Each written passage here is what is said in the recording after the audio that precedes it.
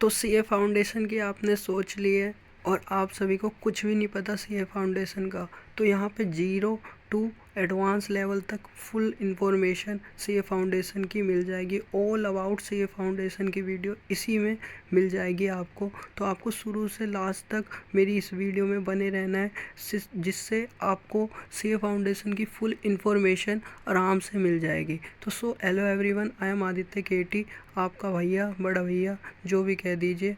आप बस इस चैनल को सब्सक्राइब कर दीजिए क्योंकि इस पे और ऐसी वीडियो आएंगी। तो आज समझते हैं हम सीए फाउंडेशन की full to full information.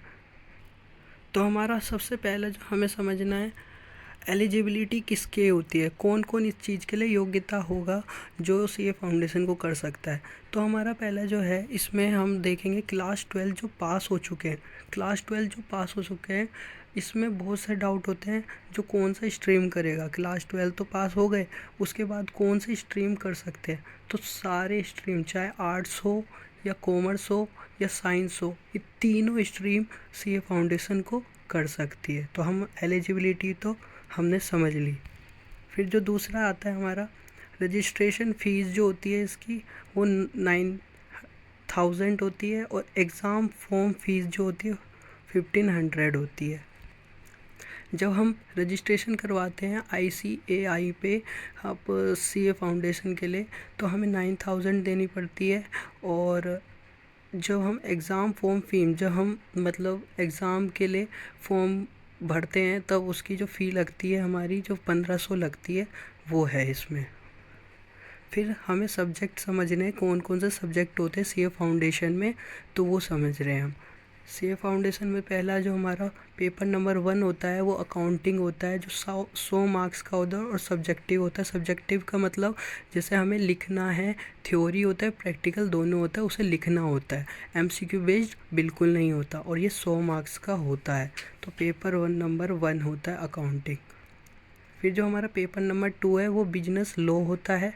100 marks का ये भी होता है और ये भी सब्जेक्टिव होता है। आपने सब्जेक्टिव का मतलब समझ लिया है, जिसमें लिखना होता है, थ्योरी प्रैक्टिकल जो भी दोनों हो सकते हैं इसमें। बिजनेस लॉ ये नया सब्जेक्ट होता है। जो कॉमर्स में होते हैं उनके लिए तो ये आसान होता है, क्योंकि ये नहीं, बिजनेस लॉ नहीं, ये सीए फाउंडेशन, क्योंकि उन्हें थोड़ी मोड़ी नॉलेज होती है। पर आर्ट्स और जो साइंस वाले हैं उन्हें कुछ भी नॉलेज नहीं होती, पर इसमें सब कुछ बेसिक से पढ़ा जाता है। और बिजनेस लॉ जो कॉमर्स में 11th-12th में भी थे, उन सब के लिए भी नया होता है। फिर जो 3, पेपर नंबर जो 3 है हमारा, क्वांटिटेटिव एप्टीट्यूड।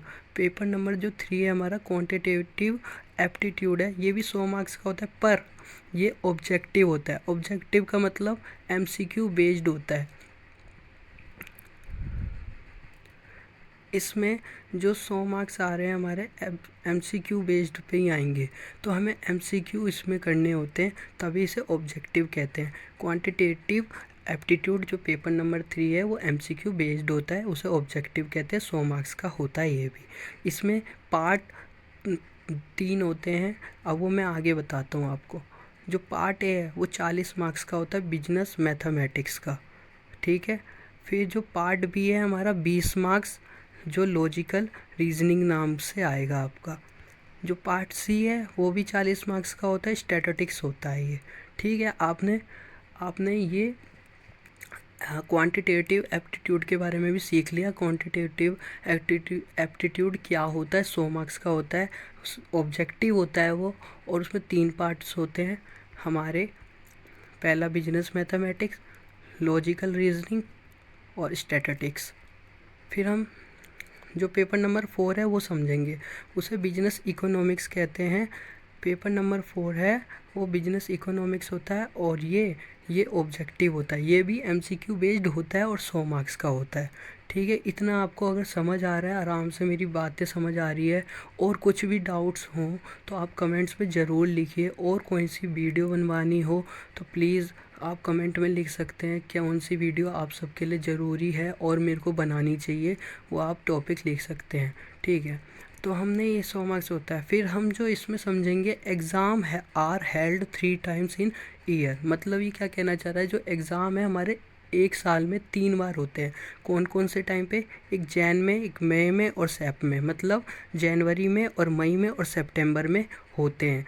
ठीक है, जो भी एग्ज़ाम देगा वो जनवरी, मई में और सितंबर में दे सकता है एक साल में।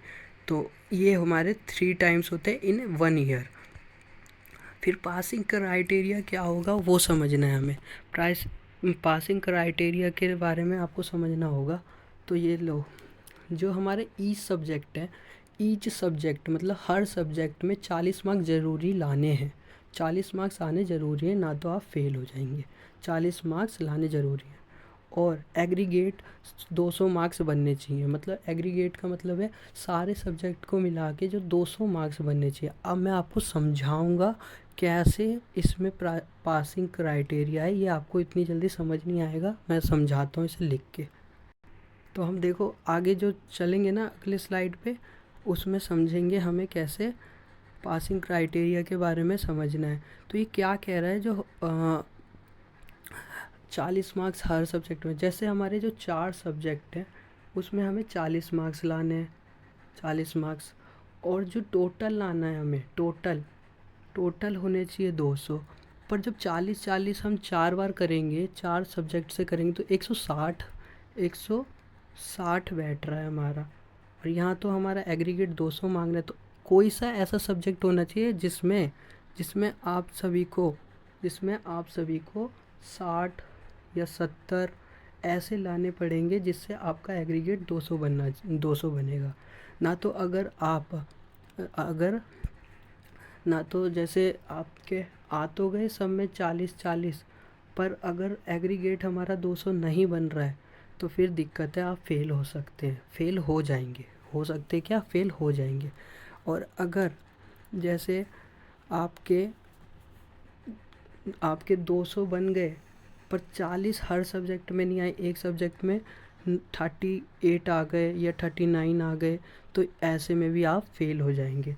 तो आपको 2 ही क्राइटेरिया फॉलो करनी है जिसमें आपका दोनों चीज़ सेटिस्फेक्शन हो जाए। जिसमें मतलब आपको क्या करना पड़ेगा, 40 हर आने भी चाहिए ईच सब्जेक्ट में और 200 हमारे टोटल बनने चाहिए, टोटल 200 बन जाने चाहिए। अगर आपको ये समझ आ गया हो तो इस पर लाइक कर देना इस वीडियो को, और सब्सक्राइब करके ही जाना इस चैनल को, क्योंकि इससे रिलेटेड और वीडियो आएंगी सीए से।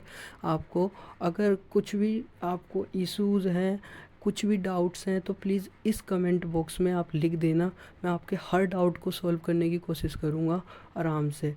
तो आपने इतना समझ लिया, बस ये सीए फाउंडेशन का सब कुछ A to Z यही इन्फॉर्मेशन है और इससे कुछ अलग नहीं है। तो आपको और आपके जो दोस्त हैं उन सबको प्लीज़ से शेयर कर देना इस वीडियो को, क्योंकि उनकी भी हेल्प हो जाएगी। तो थैंक यू एवरीवन, आप इतने देर तक बने रहे हैं हमारे साथ। Thank you everyone.